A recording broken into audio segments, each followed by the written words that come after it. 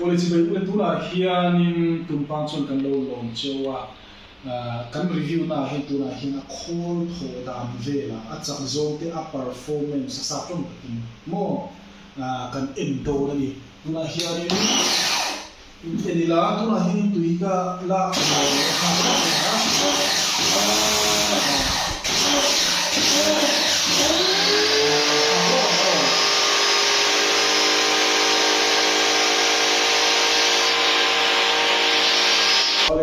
tuna hian ina dik to chia dikhan ro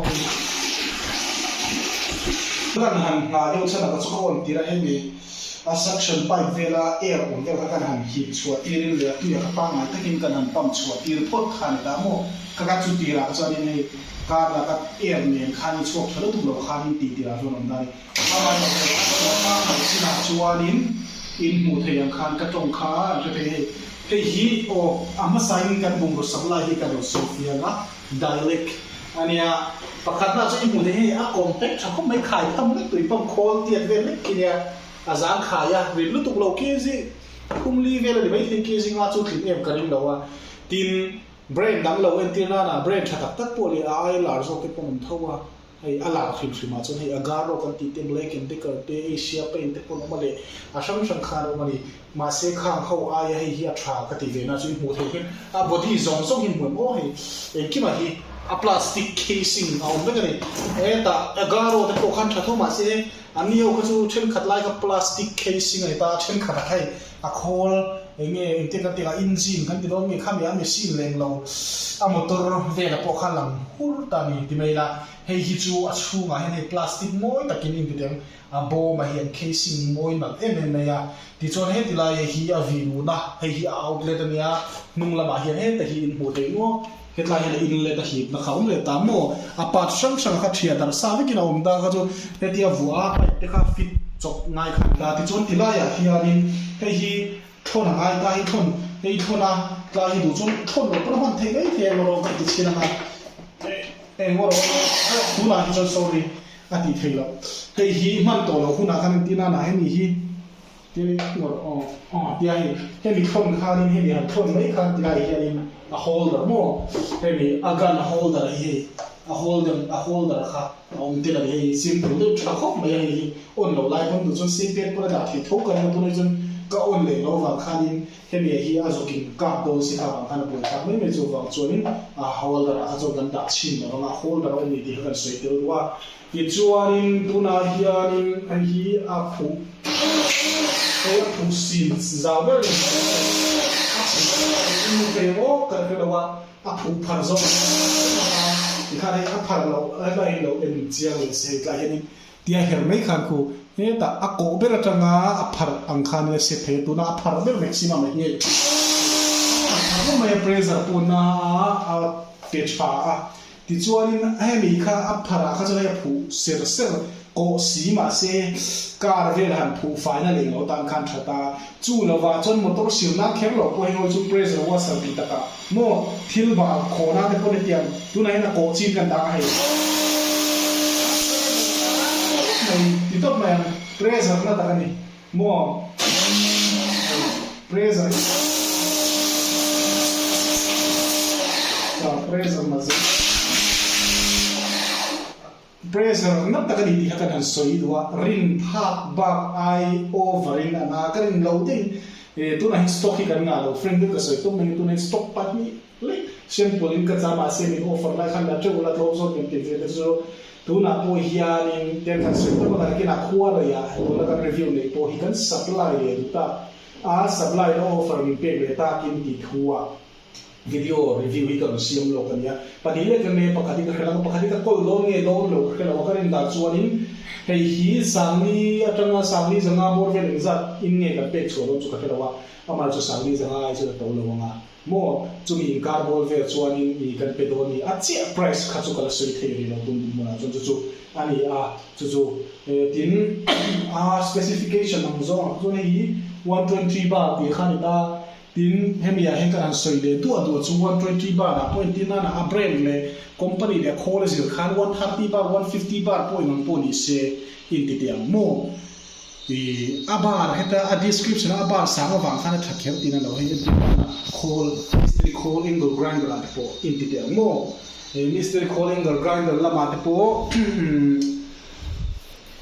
Entina na boss ho 900 watt le mo heta 1000 watt upgraded lo hi bar masundo pa ni sundo in kan diano khai kwal chi ho te ne chon ai khau lo ni entina na boss 600 watt le heta upgraded vak lo pa ngai 900 watt 1000 watt rpm a boss sim khasang khat ve ve inject to ma se in chak le ka diam lo khan mo a description ang remote ai khan at chak lu do ni a 120 bar di tak nge ka sai thiam da ba chu chu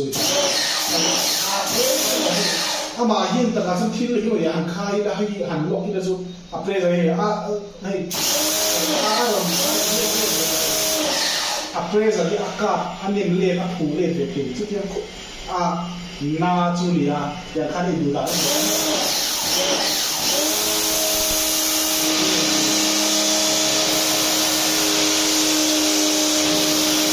ya na in lo khan ya ku thei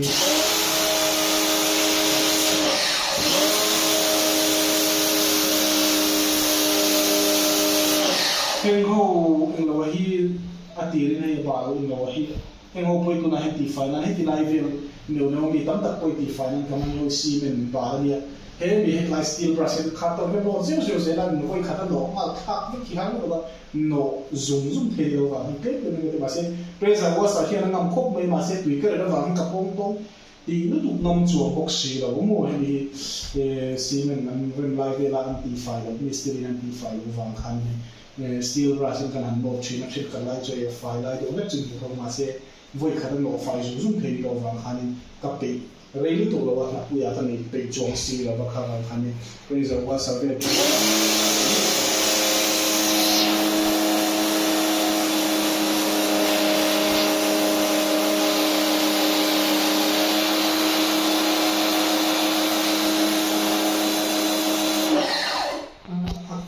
chu ka sui khiam la a ko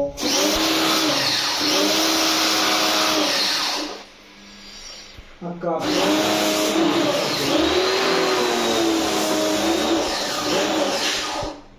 a thakho mai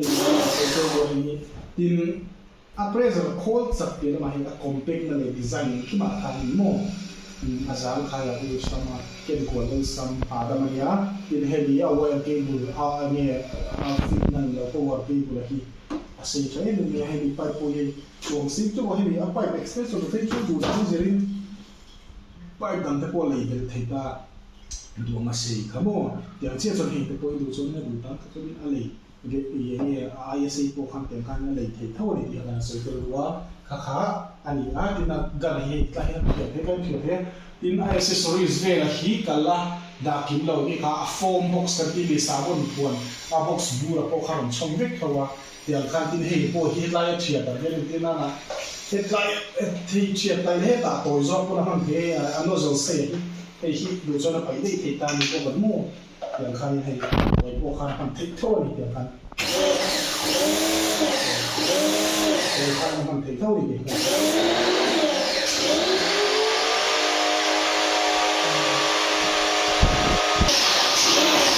ani tuna anon ri deu wang le kan han lo chang choi a tui kha ka lo mang hik ve deu le kai alang alo langa er kha lo lak lu wang kan ka mo chu chu ari ta tin hei hi o kan la chuak ri to mai na tlai hin ya filter ron chom ko hi lo hi nge a inlet filter da lo ron chom ani ko ka ni le tin hani bi ngai chu ai plastic le ron ni wang hin du da na se ri thi na ba thil na ko khan fu na ja tui amonga alan chaw na khan do pia monga pil na ko khan ni the le ni